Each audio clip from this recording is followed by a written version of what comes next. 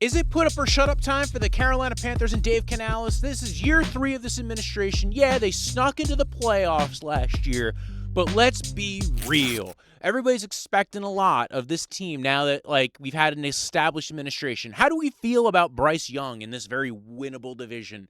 This offensive line that feels like it's had a very tumultuous last, 9 months. You know, you lose Ikem Ekwonu to a patella tendon injury.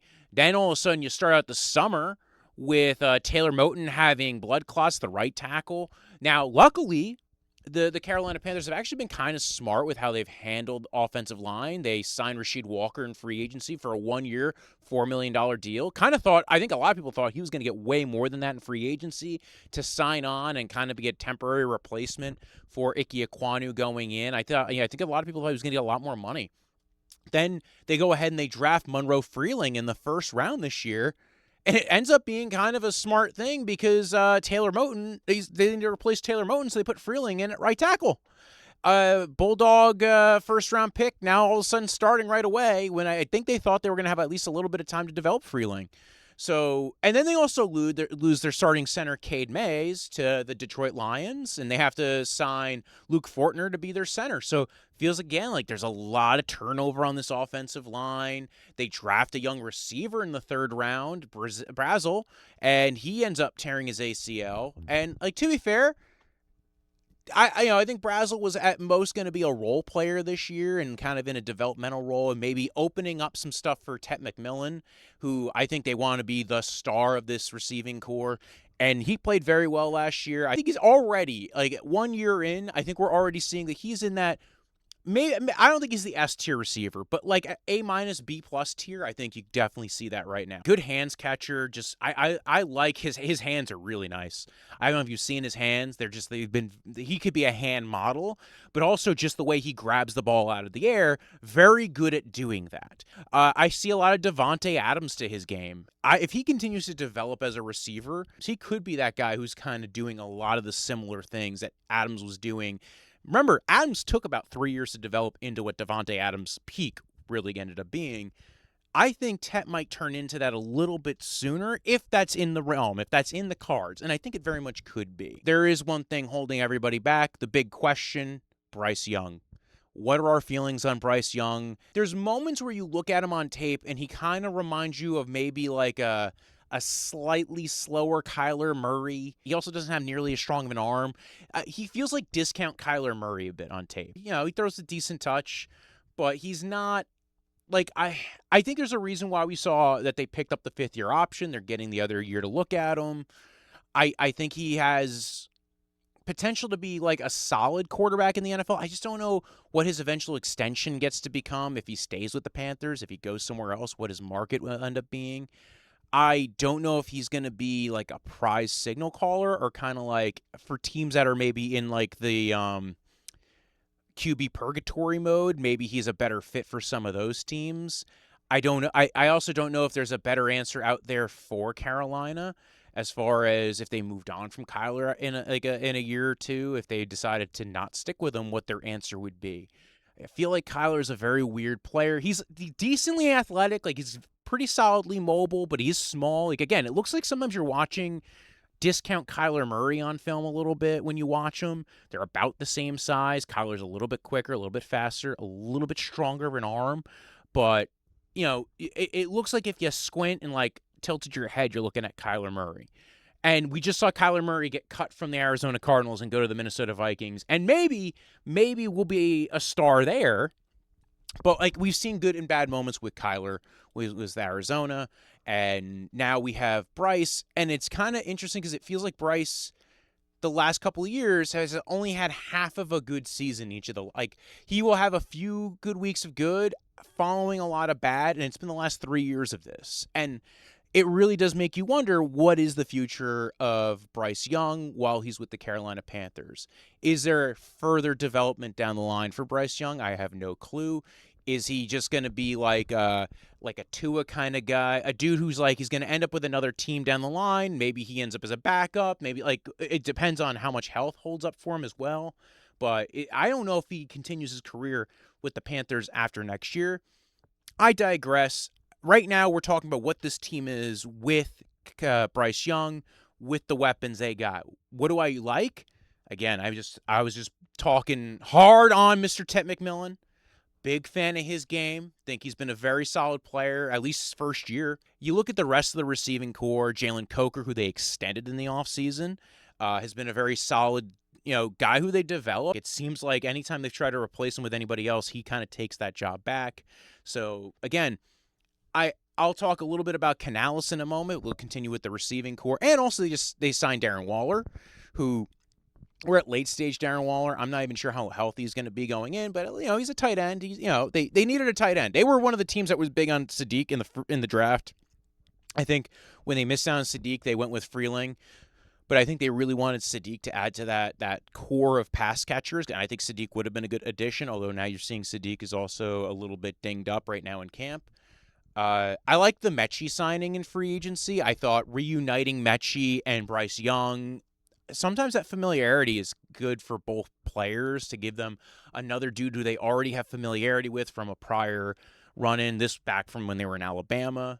And I think I loved that move. I think Mechie, I was a big fan of Mechie. I know he had a little bit of a hard start in the NFL because of I think it was leukemia or lymphoma. It was one of the L cancers. He had one of those, and it took him some time to get back in. And then also, then he was in a receiving core where it was hard to get time, and then they drafted your replacements already, and it was just a hard receiving core to really build up a lot of space in. I think at that time they had Christian Kirk, then they drafted Rashard. I think it was not Rashard Higgins. It was Higgins and Nolan. Was it Jaelan Noel? Jaelan Noel, that's the other one. So they drafted a lot of these dudes. Kind of again, just a lot of stuff going on in Houston. Then he gets traded to the Jets, but kind of really late in the game to get traded to the Jets. I thought they should have made a move for him a lot earlier because the Jets needed a receiver like him. And there was even talk with the Jets wanting to bring him back. So he was well-liked when he was with the Jets. They wanted to keep him around. He said, I want to go hang out with my buddy Bryce. If I'm going to do this, I'm going to do this with my boy. And you know what? Respect. Respect on you, Mr. Mechie, and joining up with your buddy Bryce. Leggett, what's going on, Xavier? What are we doing? I like him. It was, I want to see him develop because he's one of those dudes who it's if he develops into what you think he could be a lot of fun. That thick dude, that thick body, downfield, got some long speed to him. I was kind of I always love those dudes, and they always break my heart. The Xavier Leggettes, the Treylon Burks, they're the dudes that always break my heart. I love them. I want them to work. Then they don't end up happening. They just don't work. It's like Walter. Stop falling in love with these big dudes who could run in a straight line. They're not good for you, Walter. Stop it. I'll try. Now we're hearing stuff about this running back room. Let's talk a little bit about the running back room, and then we'll jump to Canales. Rico Dowdle left in free agency. They still have Chuba Hubbard. They still have Etienne's brother Travis. Etienne, I guess. I don't know. Has he corrected anybody on how to pronounce the last name? Has he changed it from Etienne to Etienne or anything else? I have no idea. I don't think he's breaking into the lineup. I think Hubbard and then Brooks, actually. Jonathan Brooks, former second-round pick, multiple ACL dude. It sounds like he might be competing. I'm not quite sure, but it sounds like there's some competition for that running back by committee stuff going on there. Maybe he ends up being the dude who they drafted all those many moons ago. We will see. And maybe, if he gets back to what his full form was, they might be pretty excited for that. I'm intrigued. I'm intrigued by this offense. I think Canales is on the hot seat, right? I know it's weird to say a guy who I think they did make it to the playoffs is on the hot seat, but when you make it to the playoffs, you want to see steps forward, right? And offensively, I'm curious if there's going to be a step forward for this offense because we've seen them be decent and competitive, and we've seen additions and we've seen development. Is it all going to come together for the Panthers, right? Does adding Darren Waller to that tight end room give them a new usable weapon, especially late-stage Darren Waller? Tyrone McMillan, does he take a step forward in year two, or do teams key in on him and make everybody else try to beat them? Is there anybody else in that receiving room who steps up, whether it's Leggett or Coker or Mechie, as teams start to key in on what this offense does well? And also, does this offensive line play well? Like Rasheed Walker, there's a reason why he was like, yes, he was thought of as like a potential big left tackle candidate and then didn't get the money. It's because he's not like an amazing left tackle. He's a solid left tackle. He's kind of average to maybe even slightly below average as a left tackle. It's just those guys get paid. And now you have a rookie starting right tackle. You have Damian Lewis and Hunt, who, again, you gave big contracts to a couple years ago. They've played pretty well, up and down moments over the last 2 years. But that's the main part of your offensive line right now are the two guards that you paid a lot of money for not too long ago. Are those guys going to all hold up? Or, again, does the new center falter? Does any of this falter? So if the protections don't hold up, does Bryce get a little antsy? You look at the backup quarterback situation with Pickett and Trask. Trask knows Canales' system. Pickett looks like, there was rumors he might eventually be a starting quarterback eventually at one point in his career, and I just don't think that ever turned into a thing as a former first-round pick who I think a lot of people felt was a little bit drafted a little high. But, the Steelers needed a quarterback that year, so they tried. Can't blame them for trying. I don't know. Canales, good things about Canales. I think he's actually a good people manager. I really do like Canales as a person, even with his, I think he had a certain type of addiction, like to going on the internet, doing paying for the OF, I think it might have been the OFs. I'm not quite sure. Maybe it was just the PHs. You guys know what I'm talking about. You don't need me to be explicit. He had a thing. He might have even cheated, but not in this game, which is what we care about. No. He might have cheated in a different game, the game of life, the game of wife, if you will. Okay, I digress. What do I like about Canales? I actually think he's a solid coach. I don't know if he's the best coordinator. He feels like the kind of guy who understands what offense he is running. He is not, but he is basically like, what I would say, like I've always talked about mechanics, architects, and engineers in football.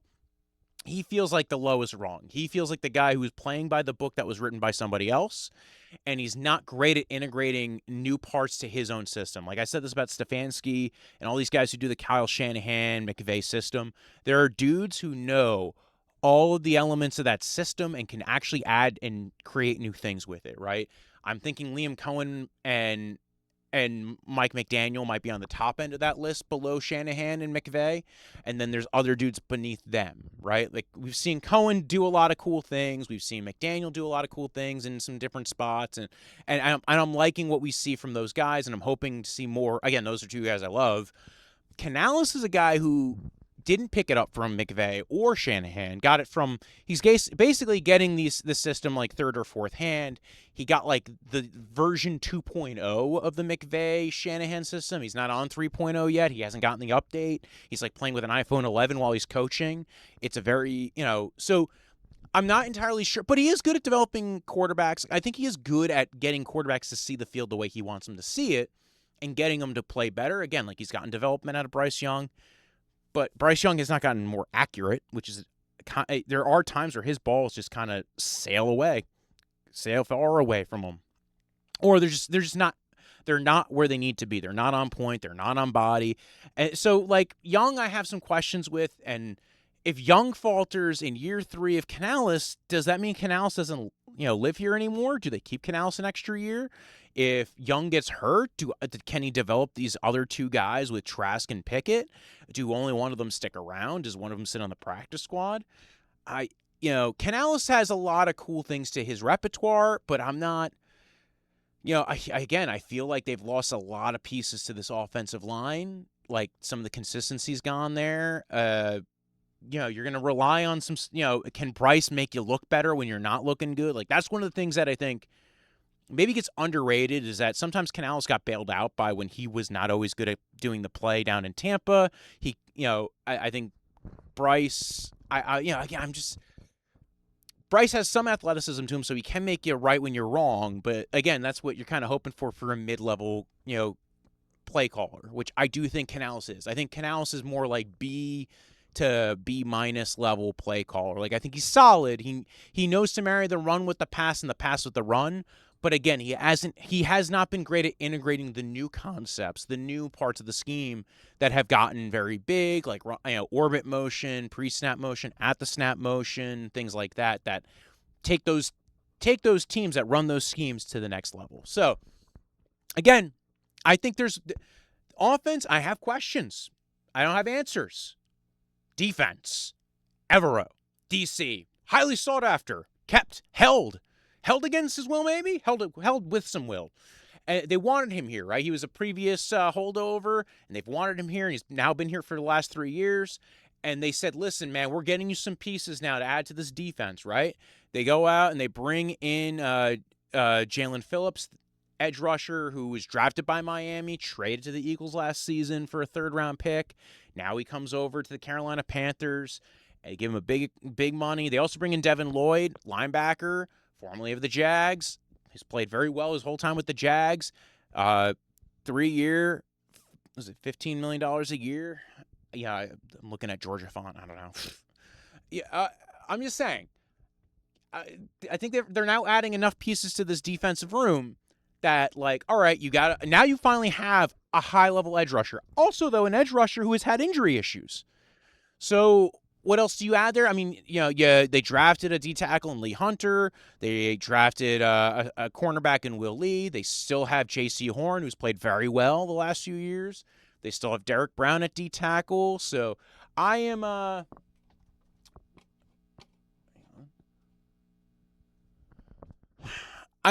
I am not super in love with this defense either, but at least it now feels like there's a lot more high-level pieces that they can kind of stick around this roster to help fill in some of those holes. I think Phillips gives you a higher-end piece than you had at edge rusher the last few years, to pair with Derek Brown, who's played very well at D-tackle. Lloyd gives you a very good linebacker. You still have Horn and Jackson. So you have pieces to a defense that I think are pretty good. And then Evero was a sought-after DC prospect for a bit. There was a lot of love for him in this league about how he was able to scheme up defenses. So I think the expectation is here for Evero as well of, hey, like, now that teams are keying in on stuff, are you going to take these guys and develop what we have here to be able to be a defense? And I don't know, because again, if the defense becomes a sieve, I don't know. I think, again, that could be the end of Canales as well, because you coach the whole team. You are responsible for your hires and your team and everybody else. If this team falls apart this year, it could be everybody on the chopping block, right? Because Dan Morgan's been there for a while. Now, I think you like some of what Dan Morgan's done. I think you also have some questions about what Dan Morgan's done. Again, like with the whole, Bryce Young versus, who's the other kid that C.J. Stroud versus, anybody else that was in that quarterback draft. Like, hey, like, they could have had C.J. Stroud. I think a lot of people still feel like C.J. Stroud has played better than Bryce Young, although I don't think the jury is fully out yet on that. I personally would still be picking Stroud at this moment. But again, I just think maybe that's because I think Stroud's last couple of years have been because of a few other things that have been going on down in Houston. And this is not a Texans episode. So is Dan Morgan going to be sticking around? Is Canales going to be sticking around?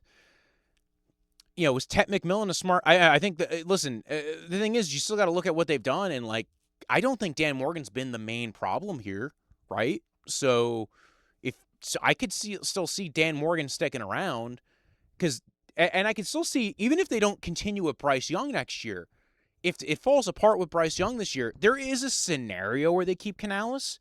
Do you want that? Is that the thing? Is that what we're doing now? Or do you want a full reset? Because at least with Canales being there for 3 years, you give them the opportunity to pick a quarterback, especially if they're picking high. Although if they're picking high, I'm thinking Canales is out. If they're not picking high, that's going to be the big thing is, can they go ahead and trade up and get a quarterback like they did a few years ago? Like, it's going to be the cycle of trading up and being without a pick and then doing this and then doing that. So I don't know. I feel like the Carolina Panthers are a weird team. They could easily make it to the playoffs. I don't think of them as a Super Bowl team. I feel like they're in this weird quasi-middle because Bryce Young feels like a guy who, I think we talked about it on the Jets show with Jesse, there's some quarterbacks you go, this guy can be in the top 10 any given year, top 5 to 12 quarterback any year. I don't feel that way currently with Bryce Young. I feel like Young is that kind of quarterback who could be anywhere from 10 to 25. And that's cool. If you're like the 10th best quarterback in the NFL, you need a lot of other pieces helping you. I also don't think they have the pieces, especially after the injuries to the two tackles, especially that now you're playing into your depth with your tackles, especially now that maybe the receiving core develops a little bit more, especially because your play caller is not an S-tier play caller. He's not a Shanahan or a McVay or a O'Connell, or an A-tier guy like a McDaniel or a McDaniels or a Liam Cohen. He's kind of more of the B tier, and not even B plus tier. I would, if I'm putting Canales versus Stefanski, I maybe would argue that Stefanski is maybe a bit better of a play caller and a team designer. I like Canales better as a coach as far as a coaching a coach of players, not of scheme. So and how he's handled players, how he deals with players, he's a very cool, even guy, but a different energy than Stefanski. I know I'm comparing two coaches in the same division. I just did Stefanski, and I'm a big fan of Stefanski, but I feel like Stefanski is a very specific type of coach, and there's things that I have issues with Stefanski that I don't have issues with Canales. I think Canales is a very good manager of people. I think he's always... He tends to be a good energy, good vibes dude. And that might be, I think the strongest part of Dave Canales is the vibes, right? Like, if you talk to anybody who's ever played for him, they always kind of say, like, yo, he has the good vibes, whether they're winning or they're losing. Like, you don't feel like he is shaken or rocked. It doesn't look like the difference between, I would say, Canales and a guy like Stefanski is Stefanski just always kind of seems like he's got, like, he's dealing with constipation all the time. And Canales feels like a guy who's like, man, I just finished my porn addiction yesterday. Isn't that great? I digress. What do you guys think of the Carolina Panthers this year? Do you think they're going to win anything? Lose? Playoffs again? Super Bowl? You decide. Actually, they'll decide. The NFL will decide. When I woke up this morning, I was feeling pretty dangerous about the past, about the people.